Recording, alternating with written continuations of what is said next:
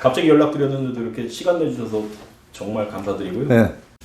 대표님 작년에 혹시 기억나시려나 모르겠는데 제가 제 동생이 네. 빌라를 팔고 살고 있는 빌라를 팔고 아파트를 사려고 하는데 지금 매수를 해도 되는지 그때 한번 여쭤보고 상담 드렸던 거 혹시 기억하시나요? 작년 8월 뭐 그때 아니에요? 예, 8월 말 정도. 네. 예, 그때 그런 상담을 제가 좀 드렸었거든요. 네.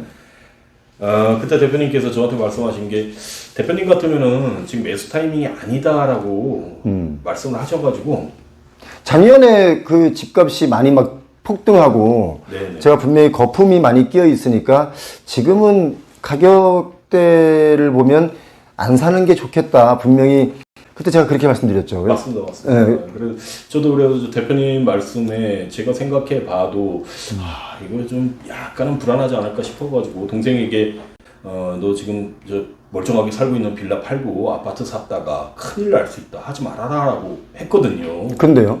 저 표 대표님 말씀을 듣지 않고 예. 살고 있는 빌라를 팔고 예. 그걸 4억 정도에 파는 것 같아요. 빌라를? 네네네. 6억을 대출 껴가지고 예. 10억짜리 아파트를 매수를 했더라고요.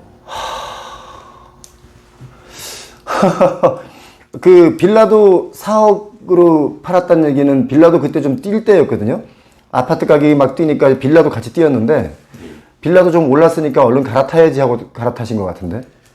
걔네가 이제 뭐 투자 목적으로 산 건 아니고 실거주용으로 사는데 아파트에서 살아본 적이 없어요. 그래서 네. 또 재수 씨가 또 한번 아파트에서 살고 싶은 마음도 있고 뭐 이러다 보니 네. 그냥 뭐 아무 생각 없이 앞뒤 뭐 구분도 안 하고 그냥 확 질러버린 것 같아요. 10억 중에 4억은 내 돈이고 6억을 대출 받으신 거예요? 맞습니다.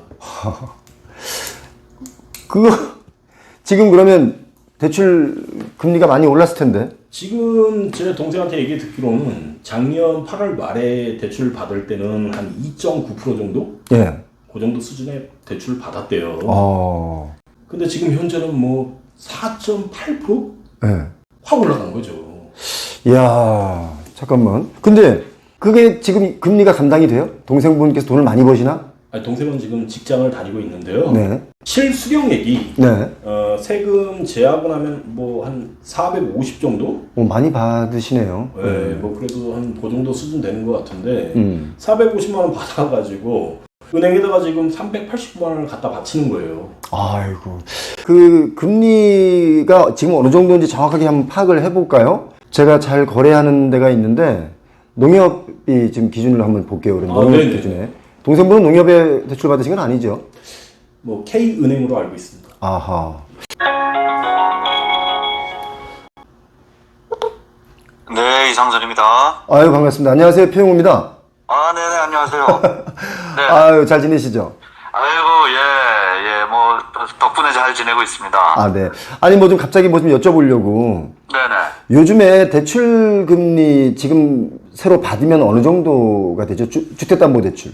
주택담보대출 요새 이제 새로 받고자 하면, 네. 그러면은 그 주택이 이제 아파트를 말씀하시는 거죠? 뭐 아파트, 대표적으로. 예.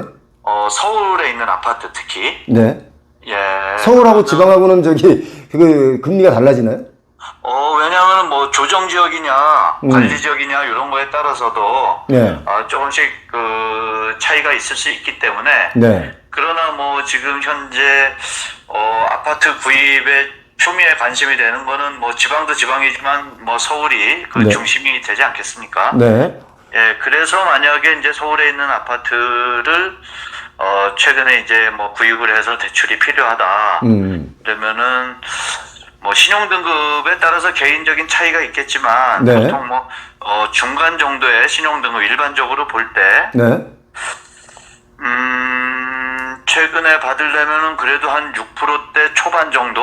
6.2, 3%. 네네네, 그렇죠. 허허. 그리고요. 지금 뭐 작년에 대출을 받았는데 담보대출을 받았어요. 그런데 작년에 네. 받을 때는 2.9%인가에 받았대요. 네네네. 그런데 지금은 어느 정도 되나요, 그게? 기존에 받은 분이 한 1년 전쯤에 받은 분이 그런 이제 변동금리로 선택을 해서 네네. 그동안에 뭐 보통 뭐 3개월이 변동이다, 뭐 6개월 주기 변동이다, 이런 걸 이제 선택을 하셨을 텐데, 네. 그 그러면은 1년 전쯤에는 뭐 3%대 전후 지금 말씀하신 것처럼 뭐 2.89에서 네네. 뭐 3.12 네. 예, 요 정도였으면 그분들이 이제 변동 주기에 의해서 이제 최근까지 변동을 했다면 네. 그분들은 한 5%대 초반 정도? 예, 그러니까 이제 신규로 받는 거 하고 네. 기존에 받았던 고객이 금리가 이제 그동안 기준금리 상승에 의해서 네. 이렇게 이제 오른 거 하고 네. 조금 차이가 있기 때문에 네. 신규로 받는 거는 뭐 6%대 초반이라면 네. 기존에 받았던 한 1년 전쯤에 받았던 분이 금리 변동돼서 최근에 적용받는 거는 한 5%대 초반, 5.23 뭐 요 정도 수준 네, 그렇게 최근에는 되는 것 같습니다. 아, 그래요. 농협이 그 다른 은행에 비해서 어떤 금리는 좀 높고 어떤 금리는 좀 낮고 그러죠. 네네네. 그렇죠. 뭐, 개인에 따라서 예. 또 뭐 어떤 금융기관 각자의 특성에 따라서 조금씩 다르긴 하죠. 네. 담보대출로 부동산을 매입한다고 생각하니까 금리가 궁금해서 전화를 드렸었어요. 아, 네네네네. 아, 뭐, 최근에 뭐, 저기 그 추세는 좀 그렇고, 네. 다만 이제 앞으로도 이제 조금 더, 미국 금리 인상에 따른 영향이 좀 더 있지 않을까, 이게 조금 우려가 되긴 합니다. 연말에는 그러면 뭐 한 8%까지는 볼 수 있다는 거죠, 지금? 대출금리. 그렇죠. 지금 뭐 미국도 그렇고 저희도 이제 한 2차례 정도 더 금리 인상, 네. 이제 발표하는 그 위원회가 이제 열릴 텐데, 네. 아무래도 뭐 미국의 그런 어떤 그 인플레이션이 이렇게 뭐 주춤하는 기미가 없다면 아마 그 정도까지 이렇게 가지 않을까. 네. 아이고. 좀 상당히 우려운 수준입니다. 네. 아무튼 고맙습니다. 제가 필요하면 또 전화 드릴게요. 네네네네. 매번 고맙습니다. 수고 많으십니다. 매번 이렇게 친절하게 받아주셔서 고맙습니다. 아이고, 예. 감사드립니다. 네, 고맙습니다. 저 죄송한데 혹시 오디오가 네네. 그 유튜브 방송을 통해서 나가도 괜찮겠습니까? 아, 뭐, 괜찮습니다. 고맙습니다. 또 전화 드릴게요. 고맙습니다. 네. 네. 이게 지금 들으셨죠? 네네네. 지금 금리가 이렇게 폭등하고 있단 말이에요. 그러니까 아마 그 동생분도 지금 굉장히 시달리고 있을 거예요. 실수령액이 월급이 450만 원이라고요. 네, 450이에요. 그러면 지금 말씀드린 대로 따지면 5% 초반, 뭐 다른 분들보다 조금 우대금리, 월급을 그 통장을 쓴다거나 해서 뭐 우대금리를 받는다고 해도 4.8% 정도 받는다고 보면 한 389만 원, 그죠? 네네. 원리금 상환까지 해서 나가거든요. 예. 그러면 450만 원 받아서 거의 한 60만 원 정도가 남으면 교통비 하기도 바쁜데. 그래서 진짜 이게 가슴이 아픈 게 지금 재수 씨가 예. 제 동생 그 와이프가 동네에서 작은 카페를 좀 하고 있어요. 뭐 그래봤자 테이블은 뭐 서너 개 정도 있는 그런 작은 카페인데 거기에서 지금 나오는 거 뭐 수익이 제가 알기로는 100 뭐 한 30만 원에서 150만 원 돈? 많이 나오네요, 그래도. 그때야 150만 원 정도 겨우겨우 그냥 매출에서 이익이 남나 봐요. 그래도 잘 되는 곳인가 봐요.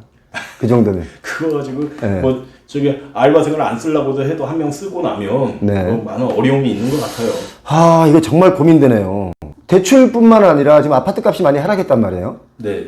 동생이 10억 주고 산 그 아파트 단지가 네. 불과 몇 달 만에 지금 7억에 거래가 되고 있거든요. 아이고. 그럼 결국 몇 개월 사이에 3억이 떨어진 거죠. 그렇게 된 겁니다. 네. 근데 지금 본인이 중요한 건 본인 돈이 처음에 들어간 자본이 4억이 들어갔잖아요. 맞습니다. 6억은 어차피 대출이 남아 있는 거고. 예. 대출이 줄어드는 건 아니잖아요. 집값이 떨어졌다고 해서. 네. 4억이 남아 있는데 7억이 거래됐다고 해서 만약 지금 집을 판다고 해도 내 돈 4억에서 3억이 날아가고 없어요. 예. 그럼 1억만 남거든요. 1년 만에 3억을 날리게 되는 경우에 지금 판다고 하면 월급 받아서 금리 이자 내기 바쁜데 이걸 계속 끌어안기도 힘든 상황이라고 저는 보거든요. 지금 이 상황에 이거를 계속 안고 그냥 가야 되는 건지 예. 아니면 정말 눈물을 흘리면서 팔아야 되는 건지. 아, 이게요. 제가 먼저 질문을 드릴게요. 아파트 가격이 이렇게 하락하기 시작하면 최소 회복하는 데 걸리는 시간은 짧게는 4, 5년 걸립니다. 그렇게 각오를 해야 돼요. 뭐 당장 내년 되면 다시 급등할 것이다 라는 지표가 지금 전혀 없어요. 왜냐면 아파트를 고가에 받아줄 수 있는 세력들이 있어야 되거든요.